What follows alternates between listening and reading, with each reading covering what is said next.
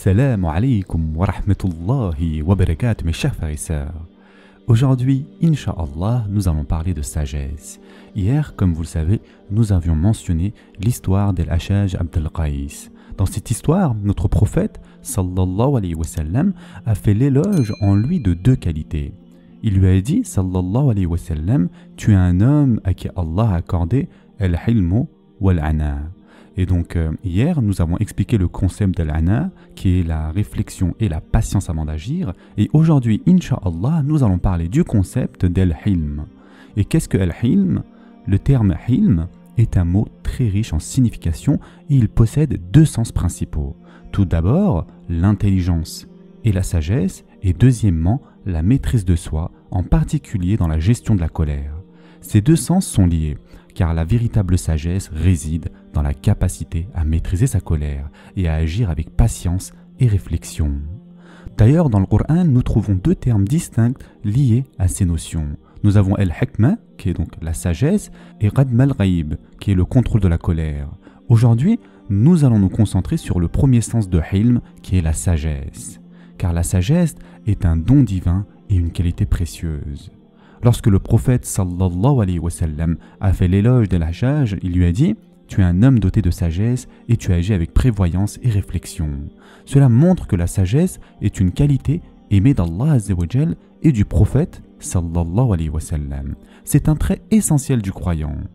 Et parmi les noms d'Allah azza wa jal, il y a Al-Hakim, c'est-à-dire le sage, celui qui possède une sagesse absolue et infinie.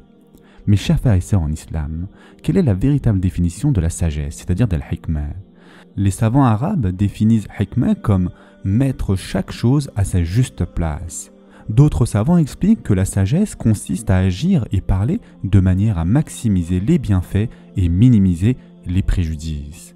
Ainsi, un homme sage est celui qui agit et parle de manière à obtenir un maximum de bénéfices et en même temps réduit au minimum les dommages.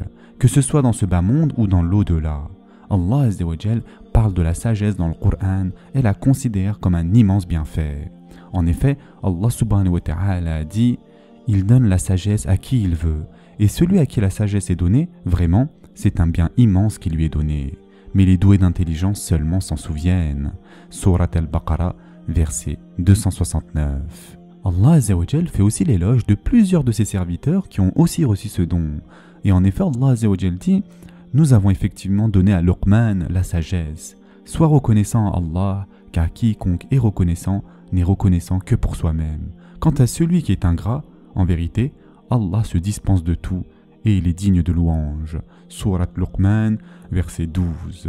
Allah azza wa jal dit aussi « Nous lui fîmes donc la bonne annonce d'un garçon, c'est-à-dire Ismaïl, longanime. » Surat As-Safat, verset 101. En d'autres termes, un fils plein de sagesse. Cela montre que la sagesse est un cadeau d'Allah azza wa jal accordé à certains de ses serviteurs.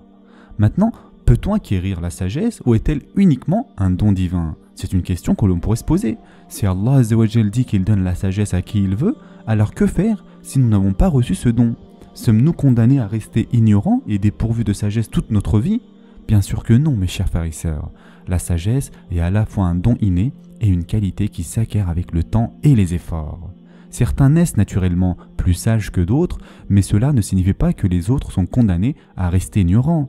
Toute qualité morale peut être améliorée et développée avec du travail et de la patience.